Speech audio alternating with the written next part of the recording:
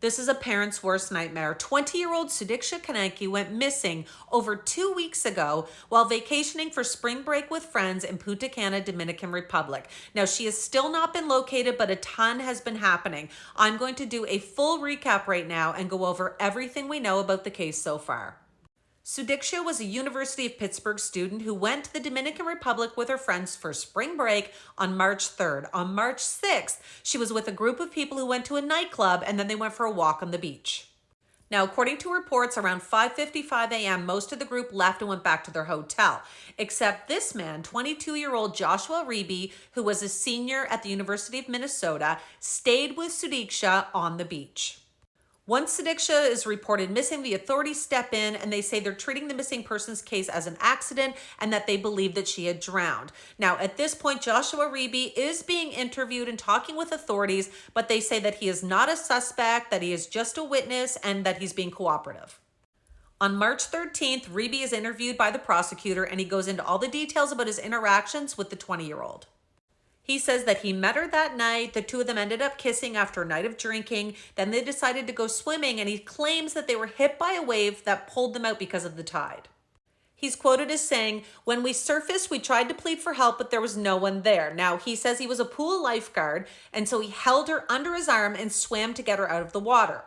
"I was trying to make sure that she could breathe the entire time. That prevented me from breathing the entire time, and I took in a lot of water.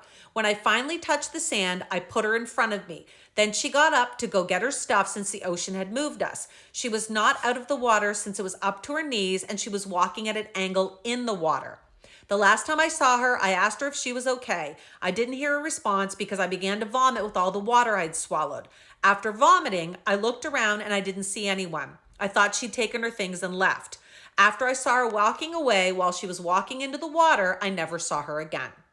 He says he passed out in a beach chair, woke up when the sun was up being eaten by mosquitoes, and he went back to his room. There is video surveillance footage of him hours later returning to his room as well.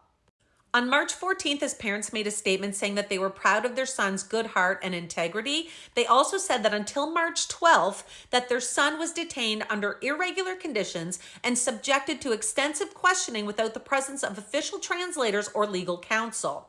"We recognize that this is a complex and painful situation for all parties involved, and we trust that the investigation will be conducted with transparency and justice. We express our deep sorrow and solidarity for the family during this painful time. Above all, we wish to contribute to the search efforts and understand the anguish and uncertainty they are going through, and we share the hope that Sudiksha will be found as soon as possible."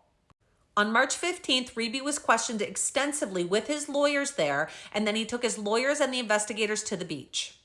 On March 17th, his lawyers said that he'd been questioned extensively for the last 3 days, and they believed he was being detained illegally, and they didn't want him to be put in custody. Now, the authorities had already taken his passport, and they were surveying his hotel, so they ended up filing for a habeas corpus hearing, because in the Dominican, people can challenge an unlawful detention through a habeas corpus hearing, and detained individuals are required to be brought before a judge within 48 hours, and if not, they'd either have to be charged or released.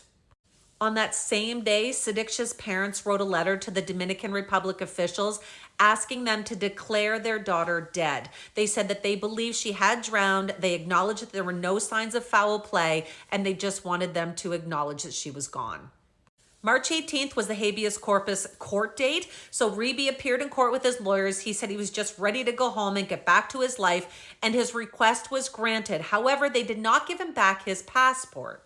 The judge said he would decide whether or not Reby could return home or if he was going to be charged something by March 28th. On that same day, the Dominican Republic said they were going to scale back their search and rescue efforts as well. On Wednesday, March 19th, Joshua Reby's lawyers confirmed that they were trying to get him a new passport from the U.S. Embassy in the Dominican Republic so that he could return home. And the embassy also confirmed this with ABC News, saying the U.S. Embassy is in communication with Mr. Reby, his family, and his lawyers, and is providing all appropriate assistance. Now, later in the day, a source did confirm that Reby would receive his passport back on Thursday. However, his legal team confirmed that he obtained an emergency document instead of waiting until Thursday, and he did return home to the United States on late Wednesday. Sudiksha has now been missing for just over 2 weeks. Her clothing was located on the beach, still on the beach chair. This was her beach wrap and her flip-flops as well.